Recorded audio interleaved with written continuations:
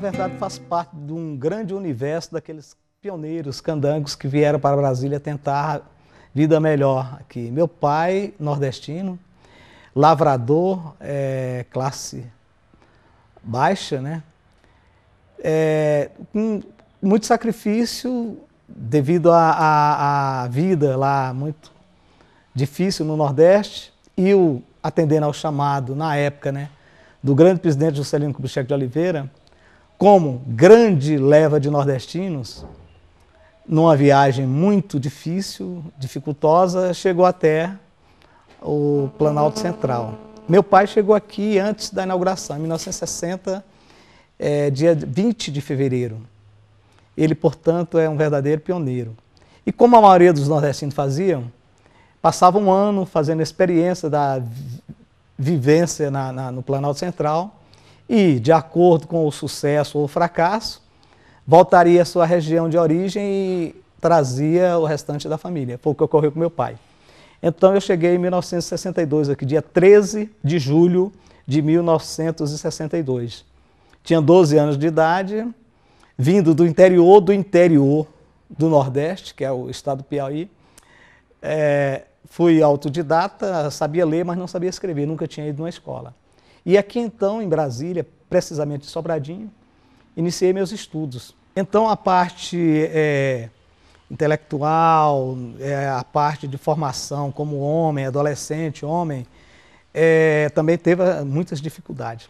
Meu pai me contava e logo a seguir eu percebi, porque 2 anos depois eu estava aqui, as dificuldades que existiam em Brasília, uma cidade pequena, interior, que tinha muitas vantagens e muitas desvantagens, né, muitas dificuldades. Ele, por exemplo, morava em Sobradinho, chegou aqui, quando ele chegou no Bandeirante, Cidade Livre, que todos chegavam lá, né? De lá, então, você tinha algum conhecido ou alguém que te dava a mão e você ia para uma dessas 5 satélites, que só tinha 5 cidades satélites na época, né? Ele, então, foi para Sobradinho. Foi morar num barraco de madeira, como nós moramos também, né? Um quintal grande, mas alvenaria praticamente não existia, casa de alvenaria, era tudo de madeira.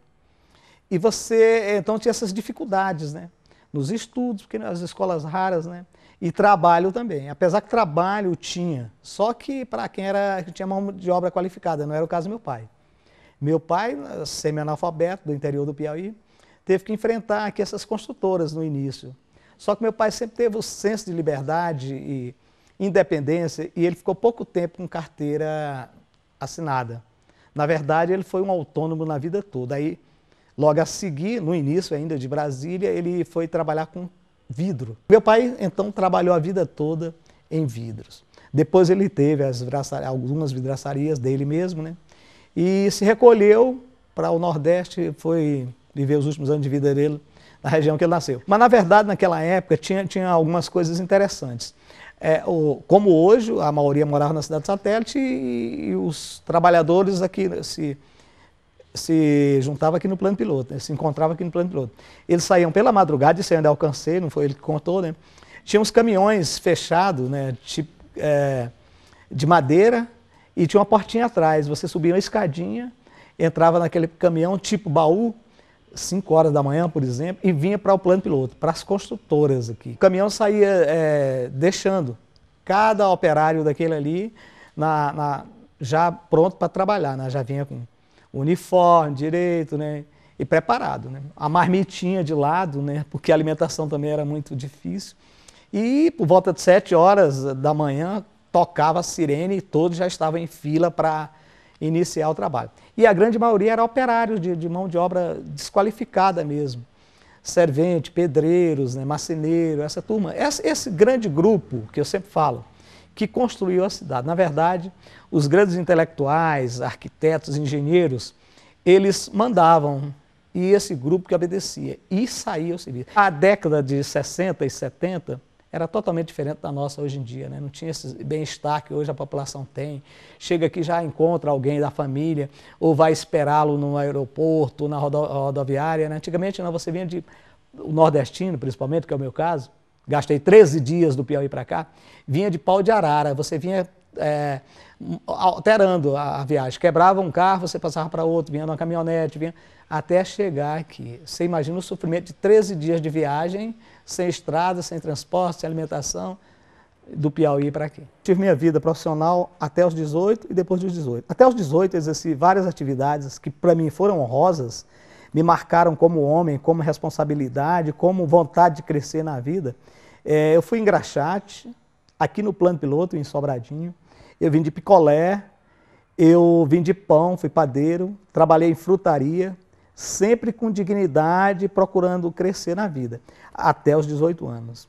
Depois dos 18 anos, eu já tinha minha vida independente financeira, porque esses trocadinhos me davam para levar a minha vida, ir a um cinema, comprar um calçado, uma roupa. Depois dos 18 anos, meu primeiro emprego foi em Sobradinho também, numa construtora lá, numa manufatura, companhia de manufaturas, né, construía, né, eletrodomésticos e móveis, uma grande empresa lá, MAC, Manufaturas Auxiliares à Construção. Eu fiquei de 68 a 1970. Em 1970 eu prestei concurso no DR, Departamento de Estrada de Rodagem. De 3 vagas eu ocupei uma e segui minha carreira no serviço público, no DR, Departamento de Estrada de Rodagem. Até 1972. Em 72 fiz concurso para o TCU, Tribunal de Contas da União, minha segunda casa.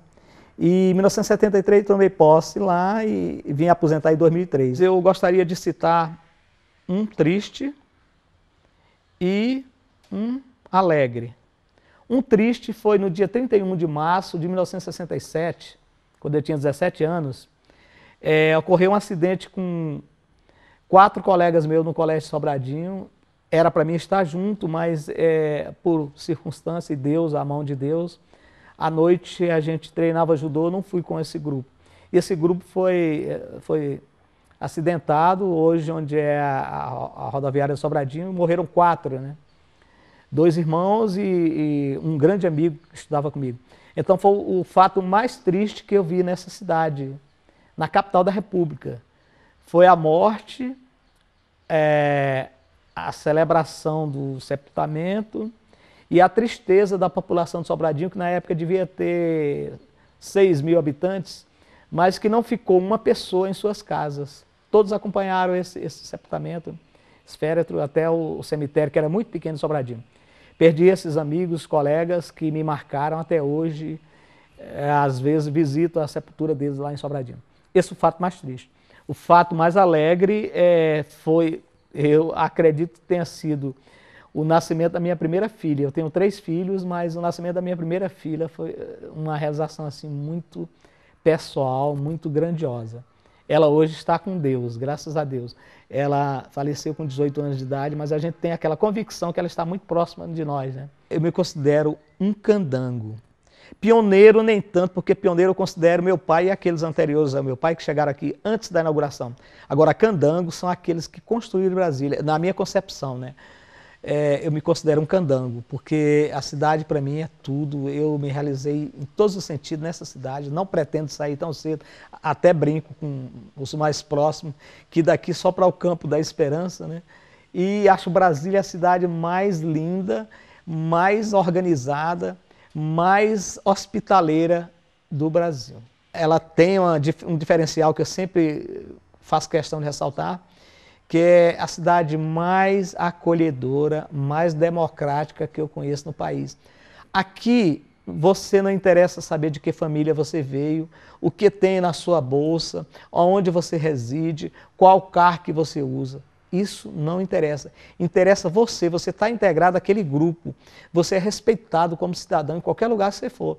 Outra coisa, o nordestino, eu cito mais nordestino porque é o meu caso, quando chega aqui, ele tem as portas abertas. Ele tem emprego, ele tem concurso público, se ele concorrer, se ele se preparar, aí ele tem que se preparar, lógico, intelectualmente, profissionalmente. Ele tem oportunidades 1000. É diferente de outros locais que você vê, impera o quê? Impera a lei da política, né? O seu patrimônio que você tem, a sua, muitas vezes, ostentação, a sua, muitas vezes, o que é pior, arrogância, e a sua valentia, o seu poderio. Isso você vê muito no interior do Brasil.